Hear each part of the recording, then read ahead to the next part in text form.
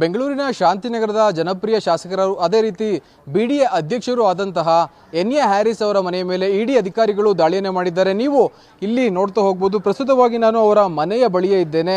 ಈ ಒಂದು name board ಅನ್ನು ನೋಡ್ತಾ ಹೋಗ್ಬೋದು. Nalpad house, doctor N A Mohammed, N A Harris, N A Abdullah, ಈ ರೀತಿಯಾದಂತಹ ಈ ಒಂದು ಮನೆ ಏನು ಫಸ್ಟ್ ಕ್ರಾಸ್ ಮೆಗ್ರಾತ್ ರೋಡ್ ಏನಿದೆ ಇಲ್ಲಿ ಈ ಒಂದು ಮನೆ ಬರುತ್ತೆ. ಅದೇ ರೀತಿ ಬೆಂಗಳೂರಿನ ಅತ್ಯಂತ ಪ್ರಸಿದ್ಧವಾದಂತಹ ಮಾಲ್ ಆಗಿರುವ ಗರುಡ ಮಾಲ್ ಏನಿದೆ, ಈ ಒಂದು ಗರುಡ ಮಾಲ್ ಹತ್ತಿರದಲ್ಲೇ ಇವರ ಮನೆ ಇದೆ.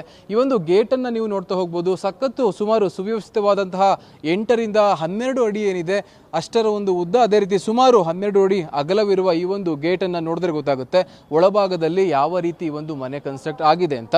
ಇನ್ನು ಇಡೀ ದಾಳಿಗೆ ಪ್ರಮುಖ ಕಾರಣಗಳನ್ನು ನಾವು ನೋಡ್ತಾ ಹೋದ್ರೆ ಇಲ್ಲಿ ಅತಿ ಪ್ರಮುಖವಾಗಿ 3 ರಿಂದ 4 ಅಂಶಗಳು ಇಲ್ಲಿ ಗಮನಕ್ಕೆ ಬರುತ್ತೆ. ಅದರಲ್ಲಿ ಅತಿ ಪ್ರಮುಖವಾದಂತಹ ಅಂಶಗಳು ಯಾವುವು ಅಂತ ನೋಡ್ತಾ ಹೋದ್ರೆ, ಮೊದಲನೇದಾಗಿ ಶ್ರೀಕಿ ಅಲಿಯಾಸ್ ಶ್ರೀಕೃಷ್ಣ ಅಂತ ನೀವು ಕೇಳೇ ಇರ್ತೀರಾ. ಈ ಹಿಂದೆ ಬಿಟ್ಕಾಯಿನ್ ಹಗರಣದಲ್ಲಿ ಸಾಕಷ್ಟು ಬಾರಿ, ಅಂದ್ರೆ ಸುಮಾರು 2 ರಿಂದ 3 ಬಾರಿ ಏನು ಆತ ಶ್ರೀಕಿ ಪರಪ್ಪನ ಅಗ್ರಹಾರ ಜೈಲನ್ನ ಸೇರಿದ್ದ. ಅದೇ ರೀತಿ CBI ಅಧಿಕಾರಿಗಳು ಕೂಡ ಆತನನ್ನು ಅರೆಸ್ಟ್ ಮಾಡುವ ಕೆಲಸವನ್ನು ಮಾಡಿದ್ರು.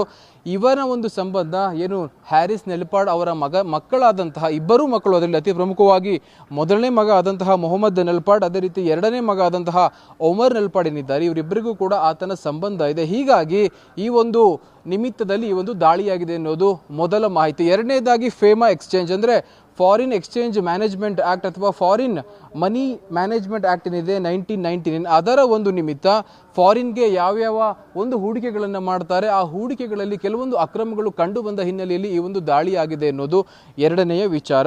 ಇನ್ನು ಇವರು ಈ ಶ್ರೀಕಿ ಅಲಿಯಾಸ್ ಏನು ಈ ಬಿಟ್ಕಾಯಿನ್ ಶ್ರೀಕಿಗೆ ಯಾವ ರೀತಿ ನಂಟನ್ನು ಹೊಂದಿದ್ರು ಅಂತ ನಾವು ನೋಡ್ತಾ ಹೋದ್ರೆ, ಏನು ಹ್ಯಾರಿಸ್ ನೆಲ್ಪಾಡ್ ಇದ್ದಾರೆ, ಇವರ 2ನೇ ಮಗನಾದಂತಹ ಒಮರ್ ನೆಲ್ಪಾಡ್ ಹಾಗೂ ಈ ಶ್ರೀಕಿ ಇಬ್ಬರು ಕೂಡ ಕಾಲೇಜ್ ಮೇಟ್ಸ್ ಆಗಿದ್ರಂತೆ ಅಥವಾ ಸ್ನೇಹಿತರಾಗಿದ್ರಂತೆ. ಈ ಒಂದು ಕಾರಣದಿಂದ ಮೊದಲನೇ ಮಗ ಆದಂತಹ ಮೊಹಮ್ಮದ್ ನೆಲ್ಪಾಡ್ ಏನಿದ್ದಾರೆ, ಇವರಿಗೆ ಈತ ಪರಿಚಯ ಆಗಿದ್ದ.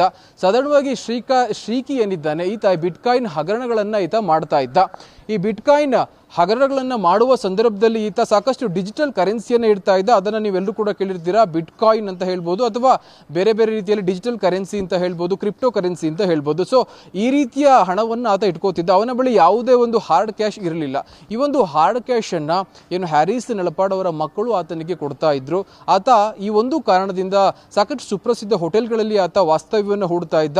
ಅಲ್ಲಿ ಅವನ ಖರ್ಚನ್ನ ಇವರು ನೋಡ್ಕೋತಾ ಇದ್ರು. ಈ ಒಂದು ಹಿನ್ನೆಲೆಯಲ್ಲಿ ಆತ ಇವರಿಗೆ ಏನು ಬೇಕೋ ಯಾವ ರೀತಿಯಾಗಿ ಅಥವಾ ಅಕ್ರಮವಾಗಿ ಬಿಟ್ಕಾಯಿನ್ಗಳನ್ನು ಬೇರೆ ಬೇರೆ ಅಕೌಂಟ್ಗಳಿಂದ ಕದ್ದು ಬೇರೆ ಬೇರೆ ಅಕೌಂಟ್ಗಳಿಗೆ ವರ್ಗಾವಣೆಯನ್ನು ಮಾಡಿ ಅದರ ಹಣವನ್ನು ಇವರಿಗೆ ಕೊಡ್ತಾ ಇದ್ದ ಎನ್ನುವ ಒಂದು ಮಾಹಿತಿಯು ಕೂಡ ಈ ಹಿಂದೆ ಕೇಳಿ ಬರ್ತಾ ಇತ್ತು. ಈ ಒಂದು ಆರೋಪದ ಮೇಲೆ ಇವತ್ತಿನ ಇಡಿ ರೈಡ್ ಆಗಿದೆ ಅನ್ನೋದರಲ್ಲಿ ಅನುಮಾನವಿಲ್ಲ ಅನ್ನೋದು ಕೆಲವು ರಾಜಕೀಯ ಮುಖಂಡರ ವಾದ ಅಂತಾನೆ ಹೇಳ್ಬೋದು. ಇನ್ನುಳಿದಂತೆ ಇಡಿ ಅಧಿಕಾರಿಗಳು 2016 ಅಥವಾ 2015ರಲ್ಲಿ ನಡೆದ ಆ ಒಂದು SIT ರಚನೆ ಏನಾಗಿತ್ತು ಅದರ ಮಾಹಿತಿಯ ಹಿನ್ನೆಲೆಯಲ್ಲೂ ಕೂಡ ಈ ಒಂದು ದಾಳಿಯಾಗಿದೆ ಅಂತಾನೆ ಹೇಳ್ಬೋದು. ಯಾವಾಗ ಸ್ಥಳೀಯ ಪೊಲೀಸರಿಂದ ಏನು ಶ್ರೀಕಿ ಅಲಿಯಾಸ್ ಶ್ರೀಕಾಂತ್ ಏನಿದ್ದಾನೆ, ಈತನಿಗೆ ಬಿಟ್ಕಾಯಿನ್ ಹಗರಣದಲ್ಲಿ ಈತ ಯಾರೆಲ್ಲ ಹೆಸರುಗಳನ್ನು ಹೇಳಿದ್ದ, ಅಲ್ಲಿ ಏನು ಹ್ಯಾರಿಸ್ ನೆಲ್ಪಾಡ್ ಅವರ ಮೊದಲ ಮಗ ಇದ್ದಾರೆ ಮೊಹಮ್ಮದ್ ನೆಲ್ಪಾಡ್, ಅವರು ಕೂಡ ನನಗೆ ಶ್ರೀಕಿ ಪರಿಚಯ ಇದ್ದಾನೆ ಎನ್ನುವ ಒಂದು ಸ್ಟೇಟ್ಮೆಂಟ್ ಅನ್ನು ಮಾಡಿದ್ರು. ಅದೇ ಒಂದು ಹಿನ್ನೆಲೆಯಲ್ಲಿ ಇವತ್ತಿನ ದಾಳಿಯಾಗಿದೆ ಅಂತಾನೆ ಹೇಳ್ಬೋದು. ಇನ್ನುಳಿದಂತೆ ಬೆಂಗಳೂರಿನಲ್ಲಿ ಇವರಿಗೆ ಸೇರಿದ ಸುಮಾರು 10ಕ್ಕೂ ಹೆಚ್ಚು ಕಡೆ ದಾಳಿ ಆಗಿದೆ ಎನ್ನುವ ಮಾತಿದೆ. ಏನು ಅಶೋಕನಗರದ ಇವರ ಮನೆ ಆಗಿರ್ಬೋದು, ಅದೇ ರೀತಿ